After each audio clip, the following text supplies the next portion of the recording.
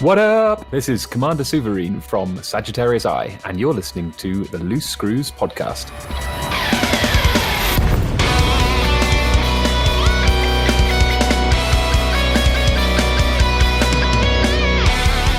It is May 14th, 2020. The second Fleet Carrier beta is live, and this is Loose Screws. I am your host, Ty Worsham, Commander Tyrville. Joining me this evening is your brand spanking new community manager and co-host and 82nd ranked champion CQC commander, Chig. How's it going this evening, man? It's going well. Thanks for the intro. I got to make sure I bring up the 82nd CQC rank. I'm still impressed by that, man. Yeah, but you're going to make people think that I'm actually good at CQC, and that is far from the truth. But anybody who wants to come in and play, please come play. I'm really spending some time in this weekend. I have plans, so good. I remember when, as a squadron, we used to get a good group in there playing, and then everybody just kind of quit. And I'd like to get a good group of squadron mates in there again. That was a blast. That's because we're all out recording right now, or all out exploring. I'm recording. Y'all are exploring. And most are back. Yeah. No excuse. Also with us is our resident crazy ship engineer, Commander Dubs. How's it going there, man? Dubs? Did we lose him? Yeah. I guess Hey, can y'all hear me now? Yeah, There we you hear you go. now. All right. So my NVIDIA sound cancellation stuff just decided it was done for the night. All right. Well, anyways, I'm doing good. Thanks for having me on here. Yeah. So Dubs is here because he's pretty much the head of our little anti-ganking griefing team, which brings me to our special guest this evening. This evening, we're going to be talking with the team from the Federal Security Administration. We have Commander Oblivious. How's it going this evening? Great. How are you? I'm doing good, man. Doing good. And I also have Commander Great White Buffalo. And for the extent of this, I'm going to call you Buffalo. That's fine. That's what everyone else calls me. How you doing this evening, man? Doing pretty good. Good deal. And from the Project Echo Coalition, of which FSA is a member, we have Commander Boulder Dash. Is that how you say that, man? That's correct. I probably should ask that before I hit the record button. See, I'm real professional. Can't you tell? So how you doing this evening, man? I'm doing great. Great. Thank you. Good deal. Good deal. So, from what you guys were telling me, the FSA is FSA is a member of this Project Echo, and you guys do a lot of anti-ganking and anti-griefing. So tell me a little bit about your group, your squadron, and what you guys do and stuff like that. So FSA, as you know, is a federal anti-griefing squadron. On a day-to-day basis, we go out on distress calls, like the popular mining system Boran, and find other commanders who are out there ganking or griefing other commanders who are there to mine soft targets, people who don't have weapons, people who are not engineered, or people who are of low combat rank. Okay. So probably the first question I have for you guys is, because what would you define, like, what is the difference between griefing and ganking? One, I would say, does not involve. So, for instance, I have a wing of 4 fully engineered ships attacking one person who's fully engineered, or maybe even 4 people who are fully engineered. That's more ganking, but not necessarily griefing. Would you kind of say that maybe ganking is like playing the role playing the bad guy of the game, and griefing is like just being an asshole? Kind of, yeah. Yeah. Yeah, that's kind of how I've always thought about it too. Because I know some folks, and I'm actually friends with some folks who kind of play the pirate role. And like, if you play along with their pirate role and, you know, toss out a couple of tons of cargo to them, they'll leave you alone, kind of deal. And I'm kind of okay with that, because I feel like that fits in with the lore of the game a little bit. But I guess you guys wouldn't necessarily be targeting that, right? I would say plus respect to people who can do that kind of role play experience without taking it outside of the game or without trying to essentially be a dick to other people. Federal Security Administration is a security faction, so if they're in federal space, they're breaking federal laws.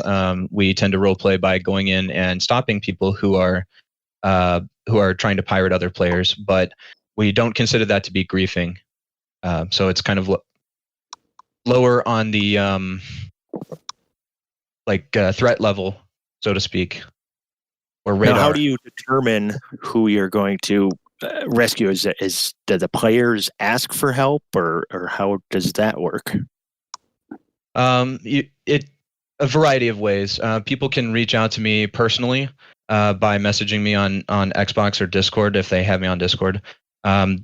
They can post if they have access to the distress beacon call in the Project Echo Coalition Discord, and we also have a distress call channel in the Federal Security Administration Discord that they can post in. Okay, now I noticed when we came over to your Discord, it seemed like you had a level of securities that to keep, yankers and griefers out for the most part, or is that just par for the course?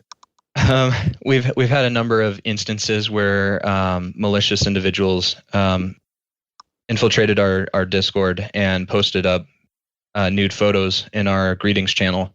So we needed to restrict the level of access to our Discord to limit inappropriate activity. Roger that. So, how did you guys get started into this? Like, what made you guys want to do this? A personal mission. I started playing Elite Dangerous about 2 years ago, and my personal experience was that there was a lot of griefing and a lot of ganking going on, and I found it difficult to progress in Elite Dangerous without finding somebody who was going to blow me up at common sites like Aerovate. And over time, I fell in with some other individuals who were a little bit more advanced on Elite than I was, and they taught me the way. And the more I learned about Elite Dangerous, the more I felt that I needed to start some kind of movement or some kind of squadron that would go out and do these things that I wish that were there for me when I was a new player. So, I think everybody in here has been ganked, ganked or griefed at some point. So let me ask you this. So I'm a new player. I haven't started this. I haven't done anything. I haven't even left the starting system yet. Because all I'm doing is just, or they're not the starting system, but starting a little area. At some point, you're going to get out of that area and you can't go back. You got to get your first. I think you got to move up from harmless to mostly harmless, or one of the other ranks, and then you can move out and you can participate with the rest of the galaxy, so to speak. How would they get in touch with you or what? Like you mentioned the Discord, but they don't really know about you. What would be a good avenue that you think to contact them or for them to reach you? Yeah, so we actually do have an Inara page for our squadron. So on Inara, we're called Federal Security Administration. They could reach out to us there. We do patrols of some of the starting areas. Of course, you know that the new starting location for commanders is permit locked, so we don't need to patrol that area anymore. But we do patrol high profile areas, so that's going to include Baran, Aerovate. We still do a few patrols there on occasion, even though the commanders don't start there anymore. And various other locations that crop up during the actual gameplay. Like I said, Baran is one such location that's cropped up over time. So if they're in open and they're in trouble and I'm in that system, I'm going to be able to be a resource for them. If not, I would love for people to have my gamer tag or my Discord, and they can reach out to me, or they can reach out to me on Inara. Yes. Now, did you guys have you always just wanted to get good enough to go after gankers, or did you just start killing them, or do you have some people in your group that used to gank and decided they wanted more of a challenge to go after gankers? I mean, is it a mixed background with you guys? To my knowledge, nobody in Federal Security Administration has ever been a ganker / griefer. We do have a rather rigid interview process to become a member. Nothing too strenuous, just we want to get to know that the individual that is joining our squadron has a genuine interest in helping us towards that goal of creating a better open play experience. You guys practice against each other a bit, or yes. just always go hunting? Yes, we do. I would say a lot of the newer players who kind of join our squadron or our general sphere, maybe other squadrons like allies of ours, will spar with us on occasion. We typically like to keep those people away from the combat until they're up to a level where we think that they're at least strong enough that they will be able to get away if the griefing gets intense. But yes, we would do regular combat drills to try to improve the skills of our own members and allies. Right on. Yeah, we do a little bit of smacking each other on. Dubs likes to do weird off-meta builds and challenge way stronger ships with them, and he usually, because they're so oddball, has a lot of success. But always looking for more players, to just get together and do that, where you just like, okay, I tap, I'm 20% hull or whatever, and you surrender because you're going to die. But it's nice to have that option, because otherwise, really, all you have is CQC or, fighting gankers. We don't have CQC on Xbox. It's there, but it's not used. Sorry, was that Great White? You didn't sound so good there. Yeah, and Great White sounding very very robotic. Sounding very Buffalo is what I just said. He's sounding very robotic. I think what he said was that they don't have CQC on Xbox. I don't think I knew that. I thought it was there. on. It's just not used. Yeah, I see. It's very barren. Oblivious, are you on PC? I have a PC account, but the majority of my assets are on Xbox. And what about you, Balderdash? I am cross-platform, but predominantly on Xbox.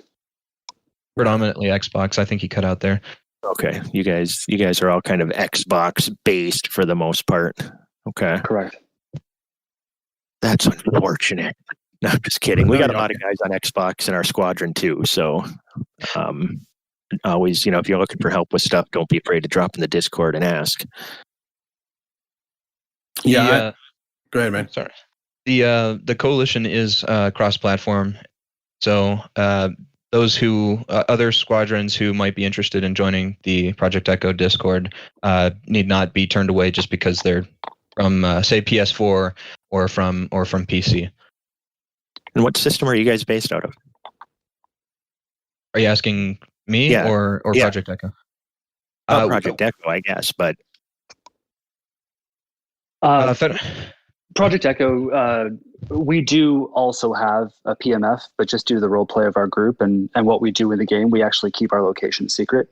Okay, roger that. But we do have 15 other factions that are members of the coalition. Think of the PMF as the task force for that coalition. So what Oblivious was referencing is that there are groups from Imperial, Federal Alliance, and Independent from PC, Xbox, and PS4 who are all in there communicating. How many members are you up to at this point? Like member factions for the coalition or members of the PMF? Oh, just actual number of members. That sounds like a rather large coalition you have going on. Well, we only we have, as you've seen from anybody who's been in our Discord, we have a variety of levels. So there is a social area that has anybody who wants to join it as long as they're, they maintain a certain level of decorum. The embassy only admits up to 2 members from each member squadron, so it keeps it down as far as chatter. I cut it for a second there, sorry. I don't know how many members each member group has, but it would be quite extensive. Interesting. So let me ask you this. So what do you look for in a recruit? Like someone who's listening to this right now, like, oh man, I really want to do that. what kind of pilot are you looking for? Someone with a lot of experience, or someone who's just eager? I suppose that I want to say that we kind of measure it as they come. People obviously who have a lot of zeal are appeal to us. I want to say that the successful candidate usually is expert rank or above in their combat rank. Maybe they have been flying for a little while. They have something in the medium range. They're introduced with the idea or the concept of engineering their ships, and they are able to maintain a level of decorum, as Balderdash put it earlier. Our two squadrons would, of course, have different answers because there's kind of multiple layers here, but it would be something similar for us as well. And then as far as established player groups who are interested in getting involved with the coalition, obviously we're not going to enforce what levels or experience their members are at, but their player minor faction itself, their squadron, would need to be voted in by the other members of the coalition. So there would have to be a certain level of shared value back and forth to having them in there. You guys have a pretty impressive organization going compared to, kind of winging it that a lot of groups do. Both Oblivious and I are, I wouldn't say we're necessarily role play in our parties. We're not saying yes sir, no sir, and that sort of thing. But as far as our groups go, we have developed an established and detailed lore simply because we love the game so much, and we want to see the game succeed. So having a kind of a robust security system in place in a Discord and an organizational structure, a ranking structure, different levels of access based on different groups, black ops and combat training, that sort of thing, makes it more enjoyable for us and allows us to kind of build some depth and context into the game where there might be some lacking. So let me ask you this, because the other day I was I think when me and you were chatting in your Discord, I noticed that you were tagged as participating in Black Ops. So I got to ask, you don't tell me what you're doing, of course, but give me an example of a Black Ops. I'm just curious. Every squadron, well, several squadrons that I know of have their own version of those.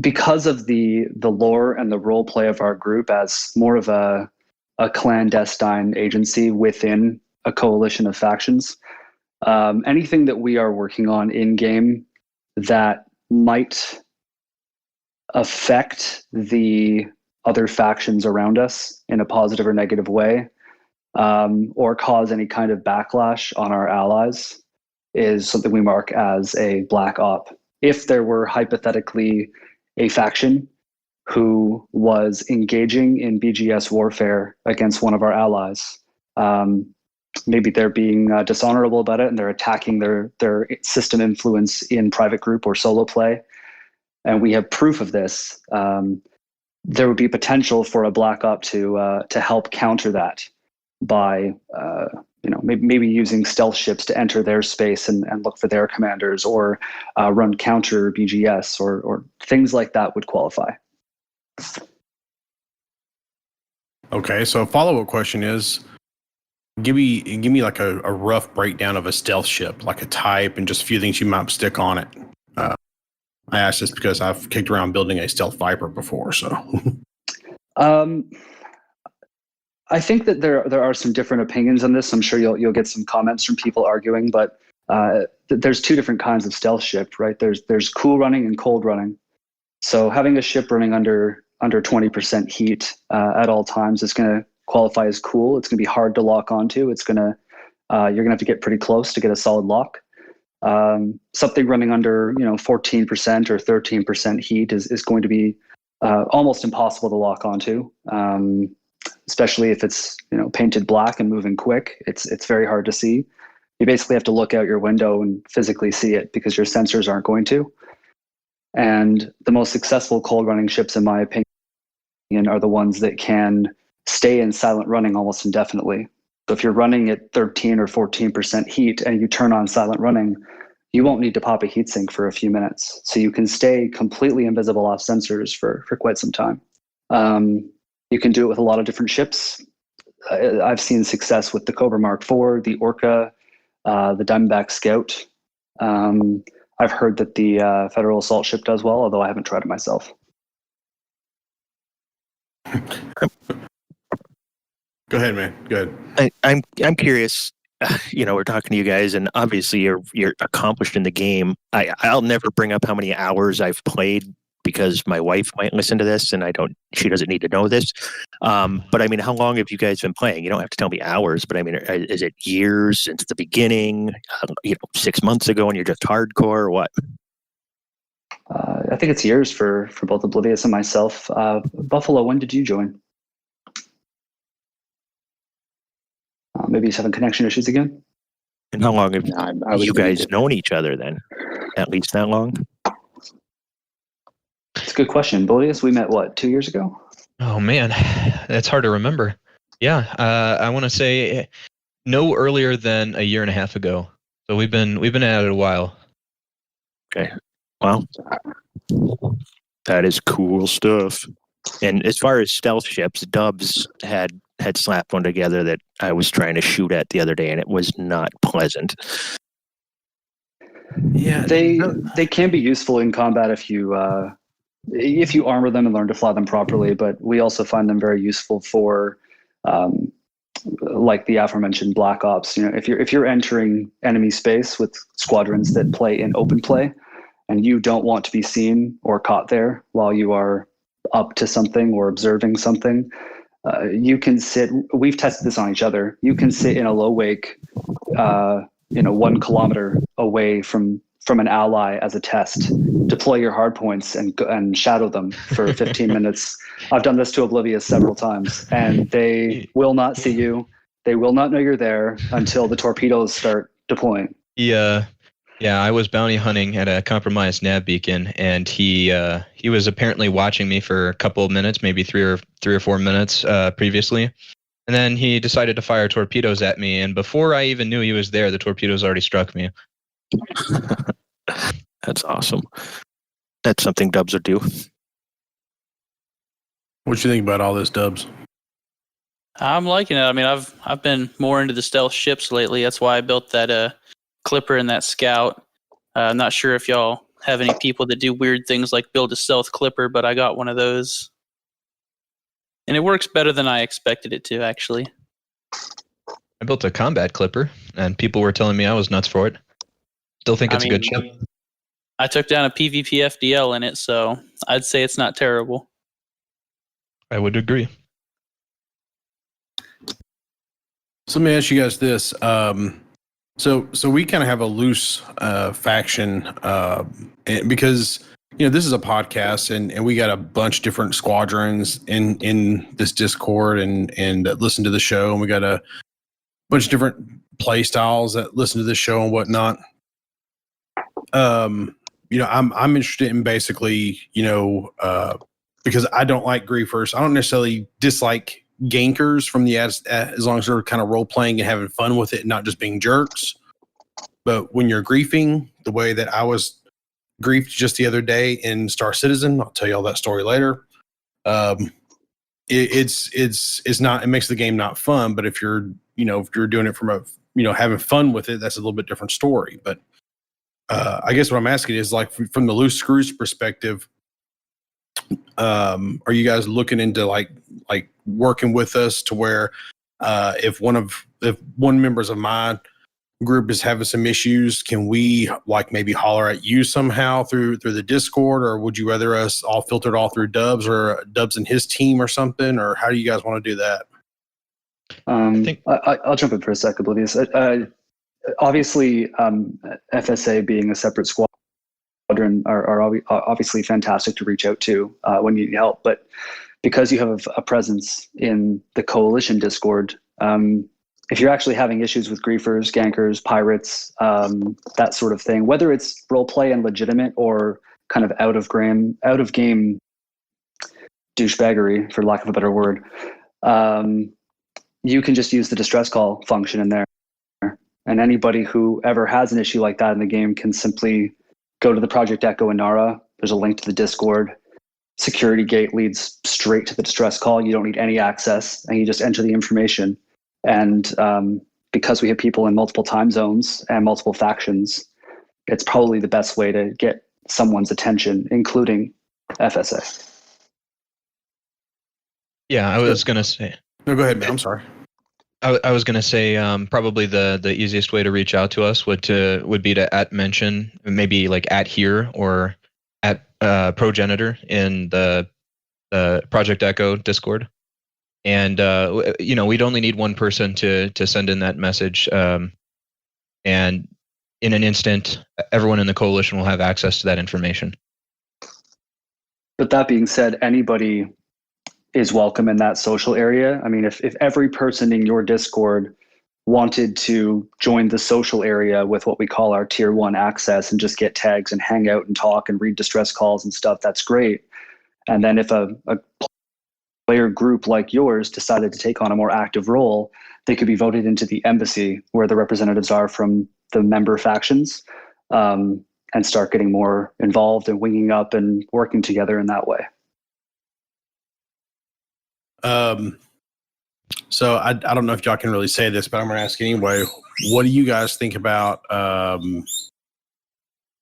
Okay, who is on your most wanted list? I have a couple of ideas, but I think I would speak for both Boulder Dash and I and say that whoever is most wanted, we're not at liberty to discuss over air, but.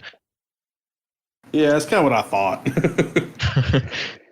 There are a variety of individuals, and in some cases entire squadrons, who have been marked as kill on sight for the coalition.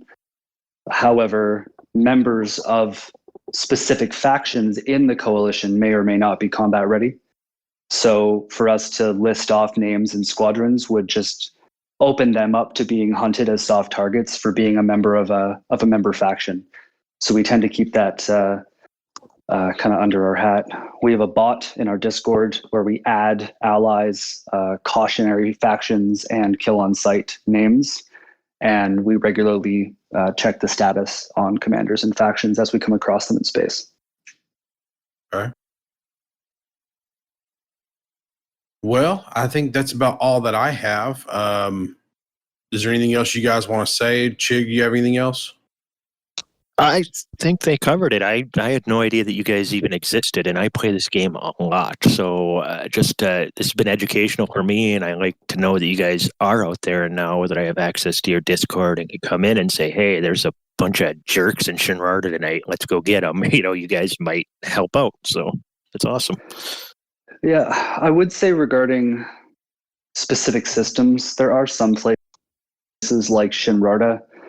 Every group's going to be different, but specifically, we don't typically label Shinrarta as griefing or ganking. It's simply a PvP system for elite commanders. So we will often go there for combat training and practice, and we will definitely fight some of the same people we normally would. But we don't actually have distress calls for that system because our standpoint is normally, if you don't want to be in combat, don't go to Shinrarta. Well, Desia, then unlocking your first engineer. How's that? 100%. Yeah, all 100%. engineer systems are heavily griefed, and we patrol those on a daily basis. If I might say about Shinrarta, it is a system that we know that, of course, you must be elite to get into that system, and by the time you get there, if somebody is attacking you and killing you, it's not technically griefing, because you've already become an elite commander. Yeah, by mining LTDs, so you're probably pretty good at combat. Didn't mean to start. But we can't stop people from grinding out their ranks, unfortunately. I was just say you're absolutely right. It is ganking. I just wouldn't classify it quite as griefing. And occasionally, if we're get attacked there, or separately from the coalition, if FSA's allies call for help, we might be enticed to go to Shinrarta to help them out. But just as an overarching coalition, anti-griefing initiative, things that happen in Shinrarta are a little bit on the gray end of the scale. Yeah, if you're elite, you're a big boy. You should know not to be there. Got it. If you don't mind, there is one more thing I'd like to say. Absolutely. Especially to those newer commanders who are out there.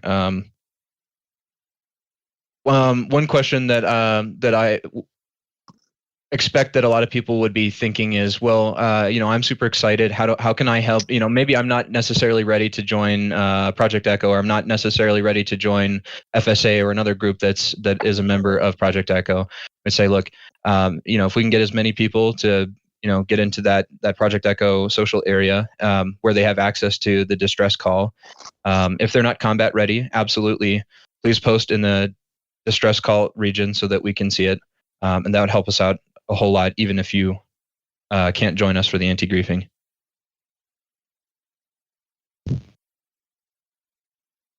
Dubs, you got anything else you want to say, man? Add to this?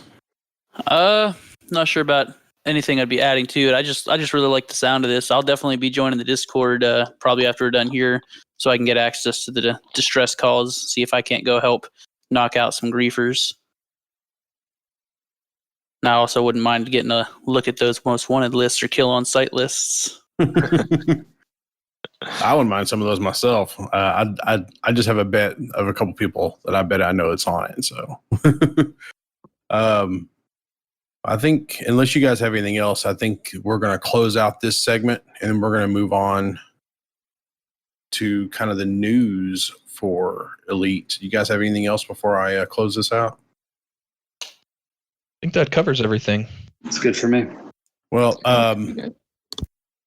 you guys are more than welcome to stay and chit chat with us about, because we're about to talk about the beta and our normal segments. So if you guys want to hang out, you're more than welcome to.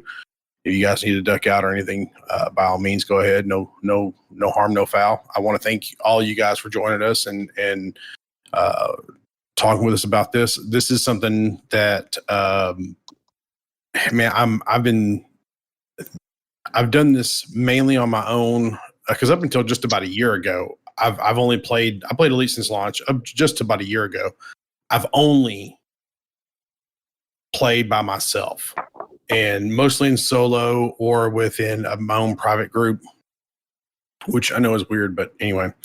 But starting about a year ago, I started being in open 99% of the time, and I've gotten killed a few times, but I've also gotten better. I've gotten some kills in there, and I'm pretty happy with that. So ever since I started getting ganked and then griefed once, this is something that. This is a service I know that needs to exist, much like the fuel rats or the hull seals.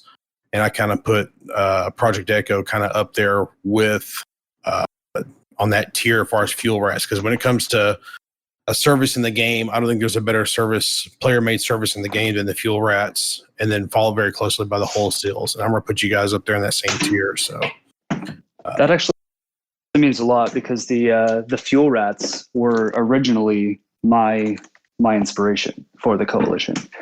I mean, I think almost all of us have at some point been helped by them. Mm-hmm. My first 3 days into Elite Dangerous years ago, I was saved by them.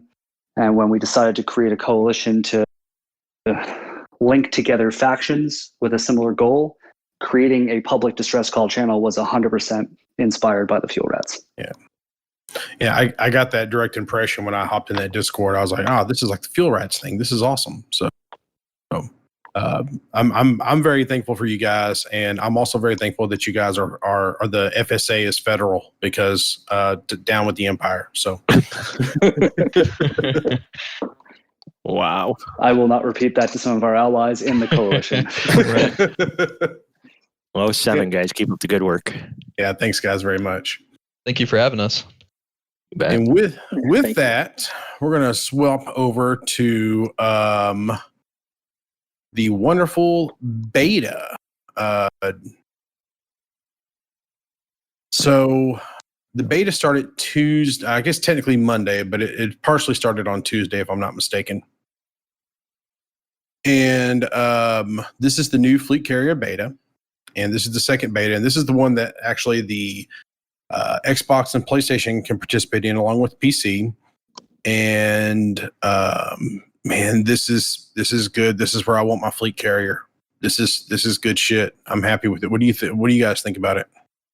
I'm really happy with where it is compared to where it used to be. I still am not 100% sure if I'm going to get one, but seeing what everybody's doing with it, and I mean, we had Dubs making his way to the edge of the galaxy. We had, people naming them after trailer parks and anime things and everything else. So I like where it's at. I like the cost reductions. There's still things that definitely need to be fixed, but at the end of the day, I think they're in a good place. Have you had a chance to play with them at all yourself, Ty? Yeah, I got in there and I got my fleet carrier bought and I moved it to Ross 310 and I got it kind of decked out, and then I had I was out I had to work late Tuesday night, so I didn't even get to play at all. And then I logged back in on Wednesday last night to get everything ready for Cytoplasma, Cyto Burst, whatever the hell they're called, the Cyto Scramblers. Cyto Scramblers, Jesus. Thanks, Dubs. To get Cyto Scramblers, and I logged into the beta for a little bit, and someone had topped off my carrier full of tritium. So whoever did that, thank you very much.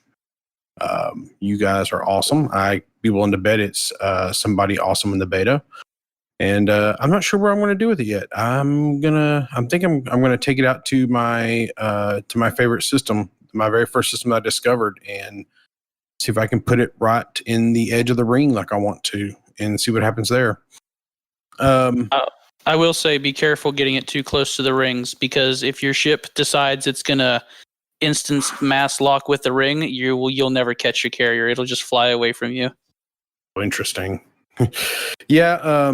So I kind of wanted to just briefly read through the patch notes real quick, and because there's a few things that they've changed. Number one, they've added universal cartographics to fleet carriers, which is this, in my opinion, makes them to where they're just about perfect. They're everything I want. I'm one of those few people that was like, it should be on there, but I could see why it's not, and I wasn't all that bent out of shape, but I definitely agree the amount of salt from people that wanted it had to be on there. Okay, so let's talk about that for just a minute. Okay, Dubs, where do you sit on this? Like, do you think they should have had it or not? Personally, I feel like that shouldn't have been added, because it really takes away a lot of the special feeling about how far off you have to go to get the data and then return safely with it. Okay. So when they first started talking about fleet carriers, my very first thought was, I'm going to take my fleet carrier here, and then I'm going to take my vet, which has 30 light year jump range, and I'm going to go 500 light years around it, exploring. And then I'm going to go back, sell my data, and then I'm going to jump to fleet carrier again. That's going to be what I'm going to do with it. So for them to not have a cartographics, it makes it useless for that. And, they did really good appealing to the combat side of the game, with the fact that you can sell combat bonds and you can sell bounties there. They did really good applying trade with it, because I would say probably 60% of the whole thing is trade, with the ability to, actually trade credits in the game, which has not existed. But without a UC, there's pretty much nothing there for explorers, and it's a little sad that there's not something there. And I disagree with you just a little bit. I think that the biggest point of these as explorers is getting places where nobody could before. With that extra jump range, you could jump out, farther than you could before, and you could, travel safer than you could before, and repair your ship. One of the biggest challenges with exploring is your ship starts breaking down and your hull starts getting lower, and you start getting nervous if you didn't bring limpets and stuff, and you can still repair. And like you mentioned, having the combat bond and the claiming bounties and stuff on there, those are so much more dangerous that, yes, you want to turn those in as often as possible. Data, it's kind of fun to build up that large cache and then turn it in later and find out how many first discoveries you have. And that's why I'm kind of torn about it. I mean, I don't care that it's on there. I'm not like, oh, it shouldn't have been on there, but I could have seen why it wouldn't be. If you know what I mean? Yeah, I can see what you're saying. I can see what both of y'all are saying. I just want my UC. So I will admit that it's nice. I enjoy it. I just don't feel like it's necessary. yeah. I mean, you make a really good point because like one of the first things I'm going to do with mine is take mine out to the Anaconda graveyard. And yeah, I think that's going to be really cool to get it there. So I think we've talked about Anaconda graveyard before, but basically what that is it's a system that you have to get a neutron jump to, but you can't get out of because the star is not a neutron star. So once you get there, the only way to get out is to either wind to FDev like that one guy and then you moved him out, or detonate your ship. And those are the only two options. So I think everybody pretty much chooses the detonating the ship, except for that one guy who whined, which I don't like him at all. So, or if you know it exists and how to get there, you just don't go there, and now you can. That's what's nice is you can go out there without having to kill yourself. Even though getting the carrier a lot of places with how hard it is to mine the tritium on the go, if you're a solo pilot, it's like killing yourself. Yeah. Yeah, that's going to be the trick there. Don't get your carrier stranded at the edge of the Formidine Rift with no way to mine more tritium, because you can't exactly self-destruct it and take it back, can you? Oh, that's a good point. I didn't think about getting your. Well, I guess you could decommission it and then rebuy it, but you're still losing some stuff there. Yeah, I guess since they did away with the harsh penalties to decommissioning, I guess that's a valid point. Yeah, probably for the best. Yeah, let's talk about the decommissioning stuff real quick, because that was something that they changed. So, number one, when you decommission your carrier, you're going to receive a full $5 billion refund plus all the modules you purchased, minus any debt, of course. Now, if you voluntarily decommission, you'll incur a fee equivalent to 50% of the debt threshold. So basically, like, there's not a whole lot of risk by buying this fleet carrier anymore. They've kind of made it to where it's a little bit safer to do. I feel a little weird about that. What are y'all feelings on that? I personally like the fact that they made it easier, but I don't like the fact that there's not much of a real penalty to decommissioning it. I've mentioned it before. You know, I was fine when the upkeep and decommissioning and everything were super ridiculous and only the super stupid rich could have them and everything else. But you know, that was me once again with this game. If it's not everything has to be for everybody. I mean, there's people that, you know, have never seen a Thargoid, you know, but they don't want them removed from the game just because they're not for them. But having it reduced, making more people happy is always good, because it's not fun to see other people with cool toys that you know you can never have. So I like the direction they went with it. Dubs? Yeah, I mean, I feel pretty much the same way. And I mean, just raising the costs, you're doing nothing more than forcing someone to grind for a couple more hours. It's not like they're not going to do it. You're just wasting their time at that point. Yeah. I mean, the weekly upkeep now is what? Go mining for a half an hour once a week? Yeah. I mean, it's nothing really. And it's unfortunate that the only way to do it that quickly, but you go do a couple wing missions and you've got it. You know, the upkeep is nothing and the decommissioning is almost nothing. Yeah, I mean, when I was out mining tritium, I found enough low temperature diamonds to pay my upkeep. It's really not a big deal. Yeah. You know, and speaking of upkeep costs, they've actually reduced the total upkeep cost by like 80 to 90%. And also the core running costs have been reduced by 50%. So, you know, I have not checked these numbers, but I made a little spreadsheet. But I think that the actual active upkeep on everything is sitting, like, if you have all the modules purchased and you're not suspended, I think that the actual active upkeep is sitting around something like 15, 20 million a week. No, It's about 15. I think a full one is more than that, isn't it? Isn't it still up around 30? I mean, I can load the beta and tell you because I have a full blown one. I just Okay. can't remember looking at I think it was 15 or 16, something in that area. Yeah, It wasn't ridiculous.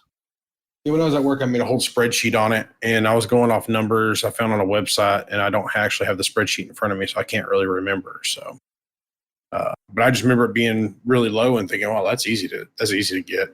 Yeah. I looked at it in the beta and decided it's not something I'm going to worry about. Yeah, The biggest thing I'm worried about is how long it takes to mine enough tritium to jump the damn thing. yeah, and they reduced the amount of tritium is consumed by each jump, and they supposedly have made it easier to mine tritium. I haven't tried to mine any tritium. Have you tried that, Chigger Dubs? Yeah, I've been laser mining it. I tried to look for cores, but there's no cores. You can't core mine the stuff from what I've seen. So it appears as though laser mining is the way to go, just like Painite. I found an overlapping hotspot of it, and it's about on par with low temperature diamonds and whatnot for tons per hour. It's not. I mean, are there horrible. subsurface deposits of it at all? Because that was in the patch notes too. You get more stuff. I'm sure with there are. lasers now. I just haven't seen them because I don't have a ship outfitted for subsurface mining on my carrier right now. Okay, and I haven't even messed with a carrier in this beta at all. I logged on and I gave some money to Data because after buying his fleet carrier, he was at 6 million credits. So I hopped on and we did the trading back and forth. And the only bad thing about that is the fact it takes forever to go from 100% commodity to sell it at 1,000%. It takes 2.5 minutes to toggle over because you can't just punch in a number. That was the only tedious thing, but it was really, really easy to give him some credits. Well, someone already figured out how to break the fleet carriers to get infinite money, so that didn't take them long. Hopefully, they fix that before the final release. I don't know if y'all have seen that yet. Explain how that works, so it's out there more public. The way it works is you basically get in a wing, and everybody parks on the owner's fleet carrier, and he creates just like a ridiculous sell order on the fleet carrier, and he sells his cargo hold to the fleet carrier at ridiculous prices. Wingmates all get this trade dividend that appears out of magical nowhere land, and then he just recycles it, and he just keeps doing that and doing it and doing it, and then the trade dividends are literally infinite, and they just keep getting money to your wingmates. Oh wow! So if they don't fix that, everybody wing up and let's do this shit. I mean, that could be easily fixed by just forcing the fleet carrier to come up for that dividend out of pocket and make it lower or something. That way it, penalizes the poor guy that owns the thing. That way he's not going to, just give away his money like that. But that's why they have betas, is to find stuff like this. I just think, remember the stupid September update where they broke a gazillion things? Arcs broke everything. Imagine if they'd have just put this out without a beta and they would have just launched it with the initial upkeep cost, the initial decommissioning, and all the little bugs that this have. It would have been a sea of salt. I mean, we'd all be rich because we'd be taking advantage of that system before they fixed it. Yeah, but they would have taken that away like they did with the fertilizer exploit that was there. And speaking of bug fixes, there's a number of bugs I've noticed. Like when you turn in bounties and stuff like that, I get a crash of desktop every time. Which apparently I think I was seeing where they know about it. They're going to fix it in I believe on a Tuesday patch that they have that fixed kind of deal. So they'll be making a lot of adjustments like that. There's a lot of different little things that have had people crashing. So yeah, and it was a bit on the sorry, I'm choking over here on the export thing. It's not Corona. On the exploit thing, if that had went live, what they'd be spending their time doing is figuring out some way to remove or suspend or punish the people who took advantage of it. So should an exploit like this actually make it to live? Don't do it, because you're gonna either A, lose your account, or B, you put in a timeout or be suspended or something for an X amount of time, or you might just lose the credits. It's clearly an exploit. Don't do it. Well, the guy who made the Reddit post, he put in the post, he encourages people to report it and make sure that FDev is aware to fix it. Right now, that's what the beta's for. I'm talking about when it goes live. Like, go do it right now in the beta all the hell you want, but when it goes live, don't do it. You know? Yeah, but you never know for sure what's intended or not. I mean, when Void Opals first came out at 1.6, million per, a year and a half ago, people are like, "Is this right? This seems crazy. This seems crazy," and they just kept it in the game, and people just kept doing it. Dude, LTDs. It's funny you bring that up because I purposely did not mind Void Opals for a few weeks. Going, I don't know if I should do this. This feels wrong. It definitely.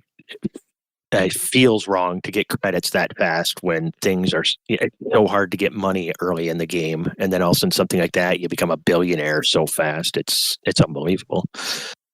But that was intended gameplay, so then we all were free to do it, and we've all done it for over a year, and most of us are billionaires, multi-billionaires. A few other off fleet carrier patches that I noticed that there are bug fixes that I noticed they're doing. Number one, I saw in here where they are CQC matchmaking from in-game will now require the usual delay before exiting the game if you are in danger. So I read that as no more combat logging, while you're...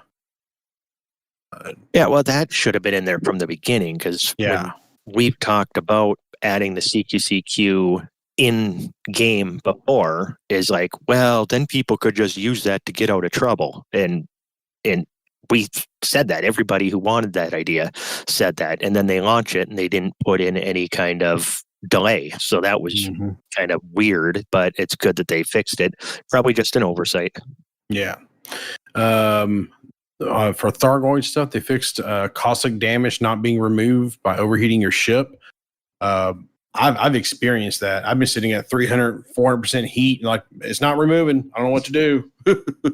Yeah, I run into so many bugs fighting Thargoids, especially if you're doing it in a wing. But even solo, you run into that where you can't drop the caustic damage, and it's frustrating. But it is what it is, and I would do the same as you. Keep getting hotter. It'll go away eventually, and it doesn't. So, what else? I can't personally say I've experienced the caustic not being removed by overheating. Yeah. Then again, I outrun the missile most of the time, so I try not to get hit by it. Shut up! I was face tanking the hell out of them. So I'm over here like running straight in the missile. I'll be fine. Yeah, pretty much. They fixed a bug which caused landing gear to visibly, or the cargo hatch to visibly clip into the cockpit. The only ship I can think of where I saw this was the Mamba, I think. I remember seeing that in VR. I remember turning around and looking like, I think that's my landing gear. So I'm glad they're fixing that. Yeah, anytime they fix random little glitches like that is nice because it lets you know that they are trying to work through the list of 150,000 bugs on the list or whatever it is. So, the more they check off, maybe one day they'll get rid of all of them. But I'm not holding my breath until New Era launches, and even then, it's going to be a whole new list of bugs. So one other thing I do want to note here is that they had about 10 events that they've added or changed to the player journal. Now, if you don't know what the player journal is, literally everything that you do is recorded in a little text file called the player journal. And this file can be searched by software or third-party software, stuff like ED Market Connector or Ed Discovery, stuff like that searches your player journal. Now, there were no events for certain things. So the reason why I bring this up is because the developers of this software are going to have to look at what's changed so they can update the software, because more likely when this patch goes live in June, which I'm guesstimating will be around June the 9th. I don't know that for a fact, but I'm guesstimating.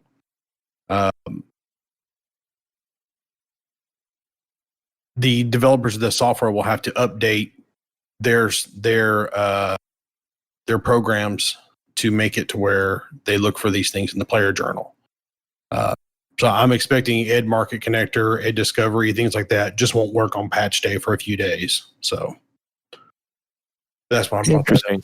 Okay, yeah, I hadn't even thought about that one. That's they'll have it fixed fast. I think that the people who are running those know the game better than Frontier does at times. Yeah, and there's a good chance that they're in this beta right now looking at it and getting their programming stuff fixed where when FDev is ready to go live, they're ready to go live kind of deal. So yeah, I'm sure. FDev has to work with them pretty closely with how quickly they modify stuff and have things working and how well all of their stuff works. Yeah. That's a good point. We should really seek out one of these developers, see if we can get them on the show to kind of get a behind the scenes on some of that, because I've never even really thought about that. We were talking one night just about, how much information is on Inara, how big of a database of information they have. And, I'm going to be wrong. I think it was Fee was talking about it. And it's like, what would it take to get a backup of that in case they ever decide to go away so that we have all of that? And I'm like, I have no idea, because they have so much information. Yeah, I know somebody over there. I need to reach out to them. So, but anyway, do it. Use your connections. Yeah. Anyway, so I'm gonna look at the calendar real quick. And this beta ends on May 26th. And then the Friday after that is the 29th. The Friday after that is the 5th, June the 5th. I think that this game or this patch will launch June the 9th on that Tuesday. That's what I'm thinking. I've been seeing, some winks and stuff from people and people who guessed stuff in the past, pretty good nudging at the 16th. Yeah, I've been seeing the same thing as well. I think they're wrong. Well, then I'm going to go with the 23rd. I'm going to say they're going to have more bugs to fix than we think, and it's going to be even later. What you think, Dubs? I don't really have a whole lot of experience with guesstimating on when things are going to happen for companies. I would assume that they're not going to take an entire month to work out some bugs. I'm liking the 9th. I really hope it happens on the 9th, but I wouldn't doubt the 16th either. Yeah. Well, okay. So here's my reasoning for the 9th. That's almost a full month before LaveCon, which, to my knowledge, it actually is full-blown canceled now. It's full-blown canceled. It was on Lave Radio the other day. They had, I can't think of the woman who organizes all that. They had her on at the beginning, and it's officially canceled. 2021 is officially scheduled. Same weekend over, our 4th of July period. It'll be in 2021. But this year is officially canceled. They're trying to figure out if they want to do any kind of virtual thing or anything like that. But yeah, LaveCon is dead this year. Yeah, I was seeing some things about a possibility for a virtual LaveCon, but I haven't heard anything firm on that. And that's just straight up rumors. Nobody of any power is talking to me, telling me. So, so let's talk about the new era for just a minute. I still think that we're gonna, even though they've pushed back the new era from December until first quarter, I still think we're gonna get a big announcement about it in August at what would have been Gamescom. Because I still think that they are going to release their information right about the same time that they plan to, regardless of other things. So I think that's why I'm thinking that the 9th will be kind of the day that they launch it. Now, I'm probably wrong. They'll probably push it back another week to the 16th.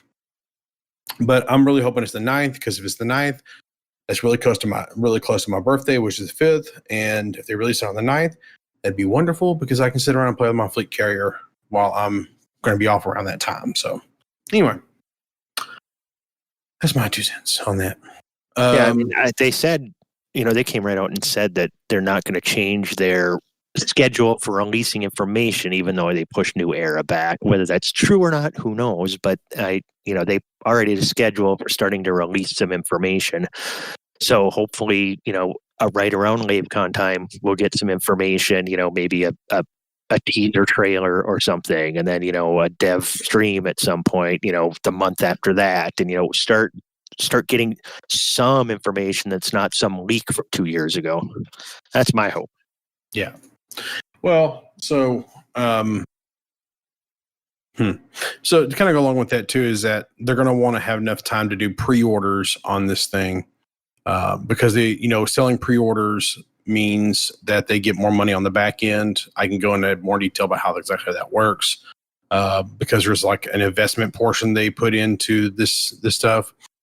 But at any rate, that's why pre-orders are so key for companies. That's why they push you to do pre-orders, and that's why when there's certain countries that have laws to how long you can pre-order something and then release it.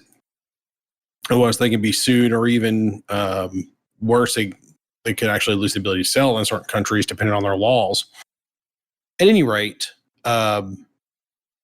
what I'm getting at is that I still think that they're going to keep their August release information, and which they haven't announced. That's true, but I'm just guessing.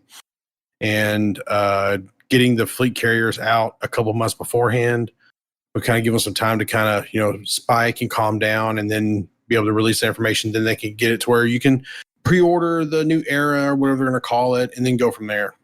Which we're pretty sure they're going to end up calling it the New Era. I'm leaning toward this. That's actually going to be the title of it. So, yeah, that's what they've been going with for a long time. So unless that's code name for just what they've been, the running title, and they've got an actual title for it later, like Fortnite Thargoid Killing Fun Time or something might be their actual. There's no trademark issues with that, I'm sure. Yeah. So, kind of go along with that is FDev is running a competition called Life on a Fleet Carrier. And so I'm going to read this first little paragraph here.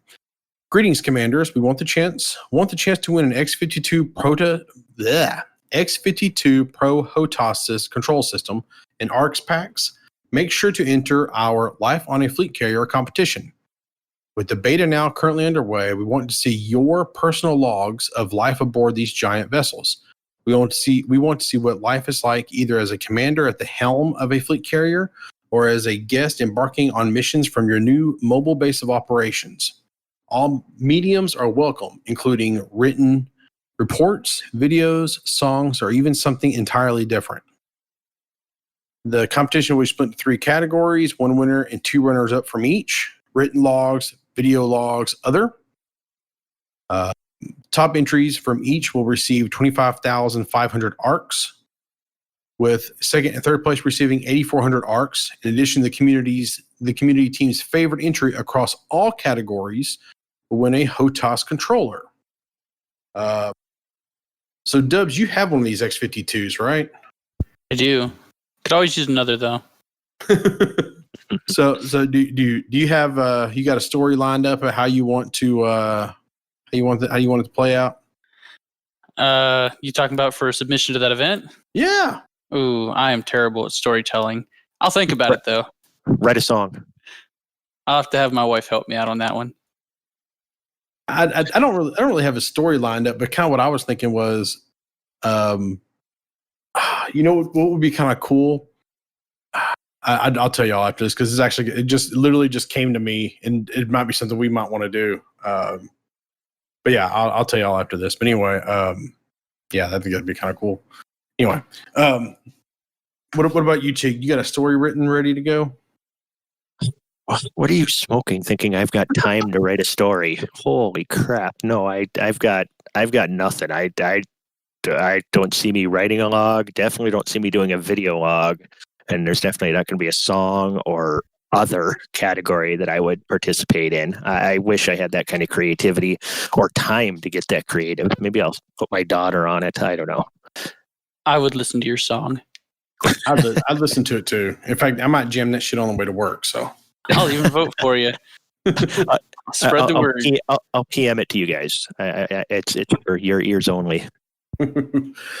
Let's see here. So all entries must be submitted by May 26 at 0000 UTC, and Frontier has a final say on anything they consider to be questionable, objectionable, or who will be the winner is. So if you don't have a good HOTAS, this would be a good thing to try for. And if you just want some ARCs, that'd be a cool thing to try for too. So I'm actually have an idea on an actual submission. I think it'd be cool to do. I think we should do something. I think everybody should do this.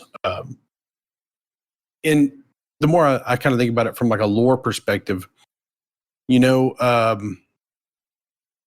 big as these carriers are, there's families on board this thing.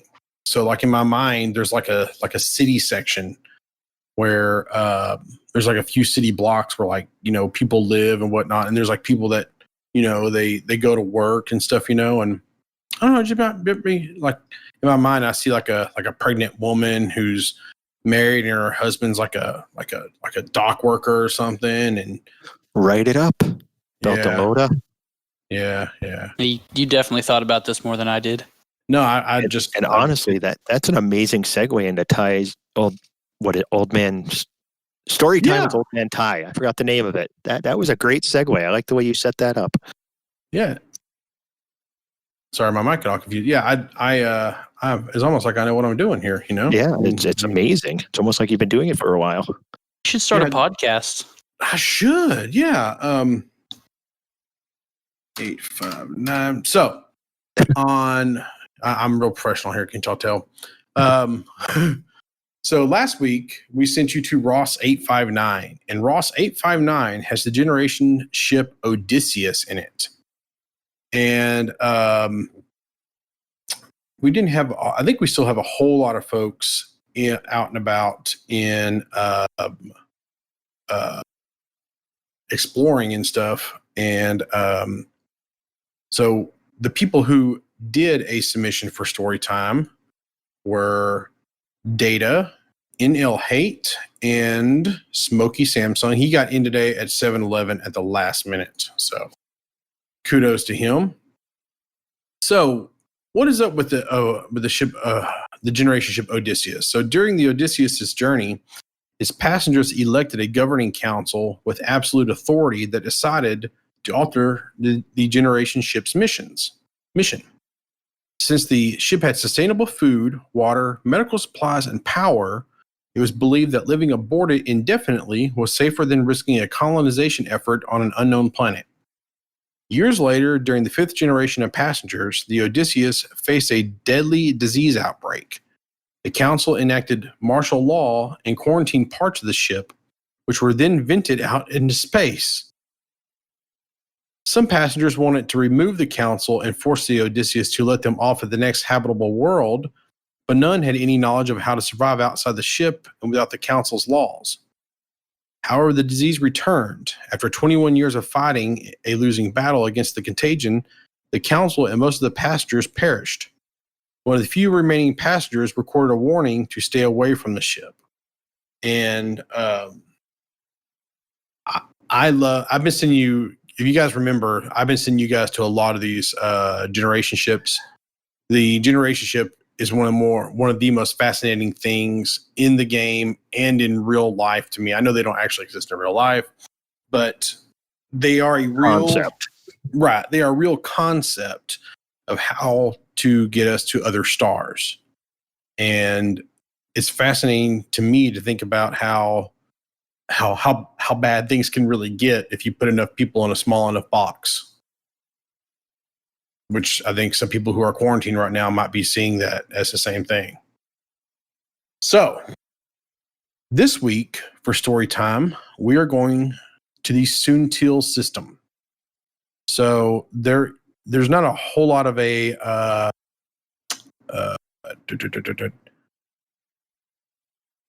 scavenger hunt here, but the Soontill system is one of the more interesting systems out there.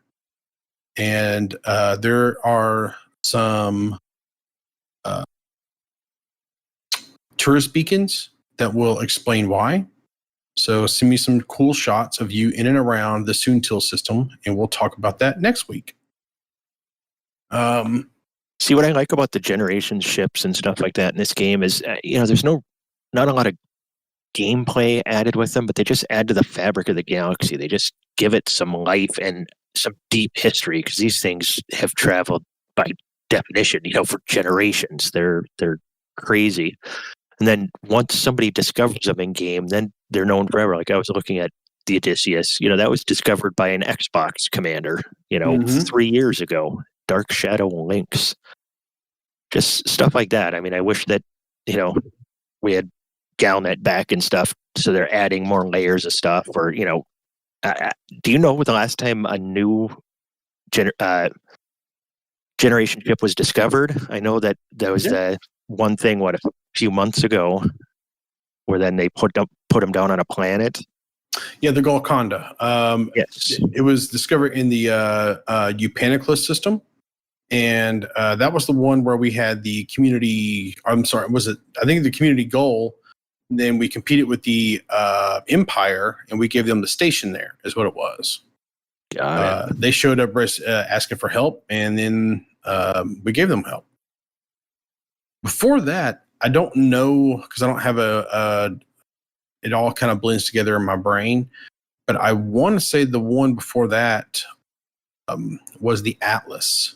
But I can't 100% remember. And the reason why is because some of these were launched really close together, and then some were kind of filtered out at different times. But I think that the Lycian was the first ship discovered, and I think before the Golconda, I take that back. It wasn't the Atlas. I think before that it was the Spear of Hope, and I think that was way back 2 years ago. Now that because I'm scrolling down the page here, and it looks like it was the Spear of Hope, and that was discovered on November 23rd, 3304, by Commander Nemeroth. Which, as I'm going through these generation ships, I don't really have a way that I'm going through them. I just look for one. I think it's got a cool thing. And the Odysseus with his plague and the way it was handled, I think kind of mirrors real life right now. So enjoy. Nice. Well played, old man. So this week we're going to the star system Soontill, Soontill, and I guess the only scavenger thing there is tell me why it's unique, and we'll go from there. If you're still out in exploration, I don't have a task for you this week. Just keep sending me really cool screenshots, because I am really enjoying. Actually, I do have one thing for you. So Dubs told me about a piece of software called, what was that called, Dubs? Where it searches Elite. It's Elite Observatory. It's what I've been using. Yeah. So this thing is super freaking cool. It parses your player journals and looks for interesting things that you've discovered out and about. And Dubs, tell us a little bit about what you've discovered. Well, the first thing I did when I downloaded it, after I'd already got back to the bubble, I had it read all my past logs. And the most interesting thing that I found is it told me that I had at one point ran across a star with an 84 light second wide ring, which is pretty damn huge, because that's just, the wideness of one side. And that kind of sparked me on heading right back out to go look at it again. And although the system map showed it as having the ring, it didn't actually physically exist, which was a little disappointing. But that's not the application's fault. That's just the game. But I found another planet while I was out there that was incredibly close to its parent parent planet's ring system, and I got some screenshots posted of that. But there's a bunch of different settings you can go through as to what you consider interesting and what it's going to alert you of whenever you run across them while you're doing your FSS scan. And so it actually has a little, through your logs and told you, hey, you didn't get a close enough look at this. yeah, that's exactly what it did. Yeah, you can either have it read your previous logs, or you can run it in real time, and it monitors the logs as they're being output from the game. How long did it take to parse your logs? I don't remember. It was about a month ago. What's the name of it? I haven't even heard of this one. I think if you just Google Elite Observatory, it should come up. Hold on. Yeah, that's how I found it. I just Googled Elite Observatory. And and it's in the I found forum. it on GitHub, I think. Let me look real quick. Yeah, It's the very first link. Yeah. Yeah, I actually searched for Elite Dangerous Observatory, and there's a forum post there, and there's a link to GitHub, I think. Yeah, it's right here.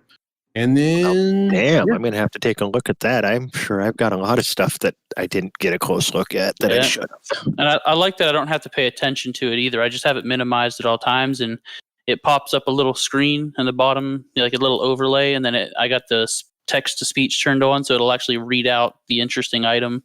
Like it'll tell you planet so-and-so has exceptionally wide rings, or it's a nested moon, shepherd moons, or it's like super close. It'll tell you like fast orbits, fast rotation, all that good stuff. Anything that's out of the usual, pretty much. Yeah, I saw the screenshots. Well, the gifts that you made of that moon right next to that fast-moving ring, that was crazy. That was super cool. Yeah, I never would have even thought to go look at that either if it wasn't for this program telling me, hey, you should probably go check this out. You know, Wow. I'm looking at it right here and looking at what they consider interesting. A couple of things that made me think was like colliding binary pairs, close binary pairs, shepherd moons, which shepherd moons are moons that are orbiting closer than a ring. Well, no, wait, is that the shepherd? Okay, yeah, you're right. Yeah. I was thinking it nested. Yeah. There's also one that's orbiting close to the parent body, large landable, which means greater than 18,000 kilometers, high G worlds, terraformable worlds, fast orbits. I think you mentioned that. Wide rings. You mentioned that.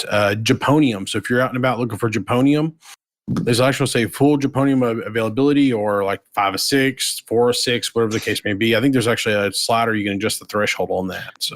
So I don't know if I've adjusted any of that advanced, but what I've seen using it in real time is while I'm doing the FSS scan, I'll like target a planet and I'll hit it, and it'll pop up and say, hey, that planet has 5 out of the 6 Jamponium materials, and it's missing this one. And it's usually polonium that's missing, but it'll have everything else. And then it'll also tell you, like, when you're done scanning, like, hey, this system has all Jamponium materials. And I've even had it tell me that a system has all possible ground materials that can be harvested. Wow. Yeah, it's super cool. And I would encourage everybody to go pick it up, especially if you're still out exploring. Or if you plan to go exploring in the future, it's a really good little program. It may not work after the patch, but give them some time, they'll fix it. So yeah. But I think that's about it for that. So Chig, we're going to start a new segment. Is that correct? Oh, it's not really a new segment, just something to try to entice people to participate on the Discord a little bit. Just we had, another segment before where there was a question each week. We're going to add a Chig chat to the Discord. And each week I'll just present an idea or question or just something silly. And if you come to the Discord and answer the question or talk about it, I will make every effort, and I'm on a lot to engage in the discussion and see where it goes. This week it's just real simple. Just last night Teflon was in, just seemed to be agonizing over what to name his fleet carrier, and got me to thinking, these are like the biggest ships we've ever had, and you want to kind of have it stand out, and you want to name it something good, and it's not like you can have a bunch of them, you only have one. So I want to hear what people's ideas for fleet carriers are, and I don't want 50 people coming and saying their making Battlestar Galactica or the Cant or anything like that. I want to hear creative ideas. Dubs had a really good name. I won't bring that one up. Things like that. But, also, if it's like from an obscure movie or something, I might, ask, where's that from? And then I'll go watch that movie. I just want to see what you guys' ideas are for these fleet carriers. And, the most creative next week, we'll definitely bring up and mention if they make us laugh or if they're just super cool. We'll go from there. But come over to the Discord, sign in, tell me what you're going to name your Discord, no matter how wacky it is. I have this theme going on with my ships where I name them after references to Battlestar Galactica. Now, I'm not naming it like, Galactica or anything like that. Like my vet's name, Nothing But the Rain, which is a reference to a quote. Yeah. Yeah, the quote. And my Mark II is named the Maelstrom after the episode in which Starbuck died. And the spoiler alert, if you haven't seen it by now, she dies and gets resurrected, and apparently is a spiritual angel by the end of it. So sorry. If you haven't seen it by now, I'm sorry. You need to go watch it again and again because it's wonderful. So I have a theme doing that. However, what I think I'm going to name this fleet carrier, I'm doing something different with it. So anyway. What are you going with? Or you got to throw that in Chick Chat? Okay.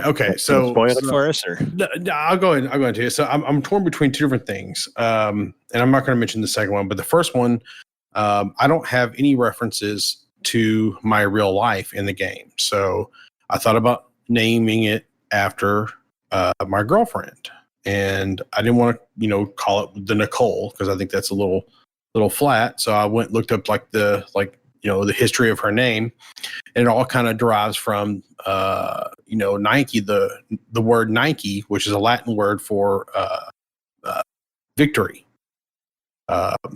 And so Nicole is a derivative of Nicholas, and Nicholas translated from Latin is like person of victory. So I thought I would call it people of victory is what I was thinking.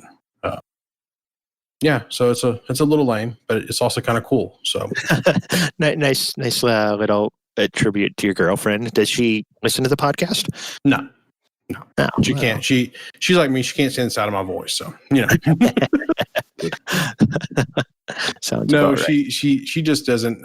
She doesn't like video games at all. But she's completely cool with me playing them. So perfect. Yeah. So before we get to new to Discord, I want to point out something real quick. Oh, Dubs, did you want to talk about what you're going to name your fleet carrier? I guess. I didn't put nearly as much thought into the name of my fleet carrier as you did. After sitting there listening to you talk about it, it's like, yes, that's a nice little thought process there. And I just went with something quick. Big old anime titties is what I'm naming mine. A great name. It's nice when you first dock onto it and you bring up the station services and it says, "Welcome to Big Ol' Anime Titties." You're gonna have a lot of visitors, I think. Hope so. This is how you hit 200 billion right here. Absolutely. So I would ask you, Chig, but I know you're not going to get one yet. So yeah, well, we'll see. I've got some ideas if I do decide to get one. Yeah. You can steal my second idea since I'm probably not going to use it if you want it. What's your second idea? Unauthorized carrier. That's what I was going to call it.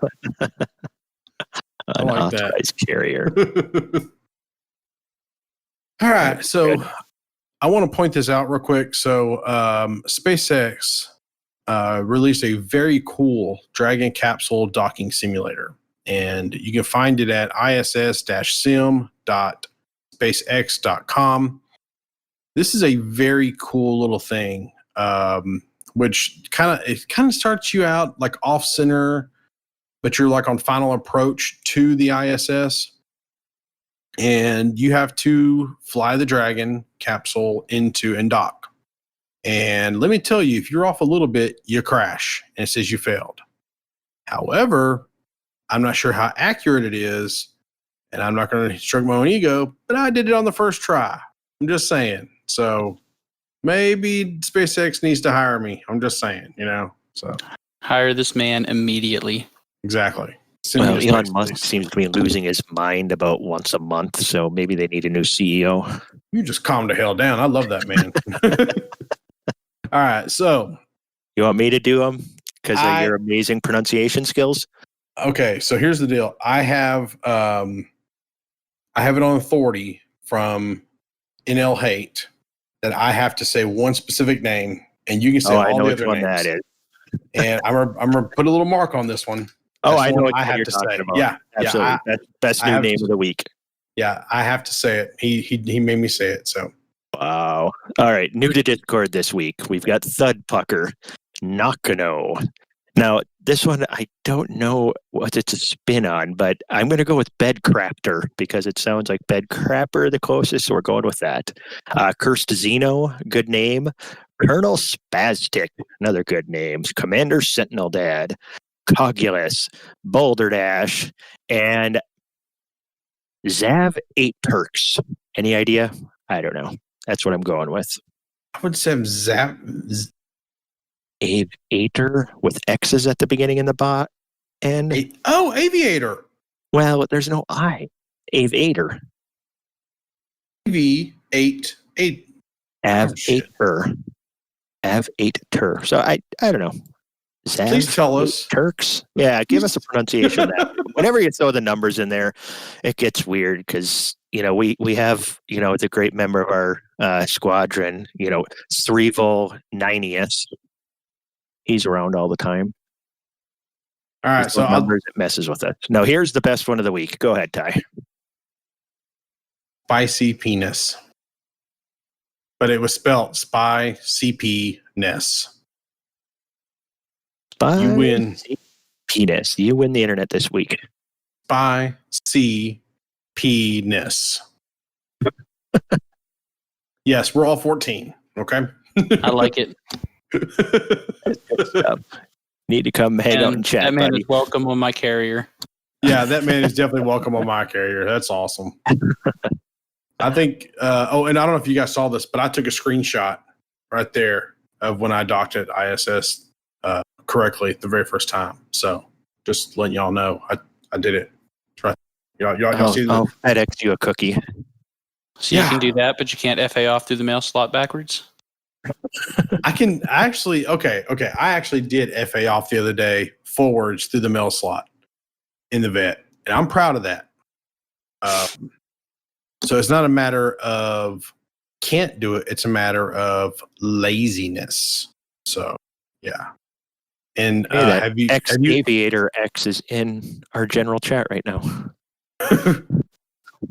I still think it's Aviator, but we'll find out.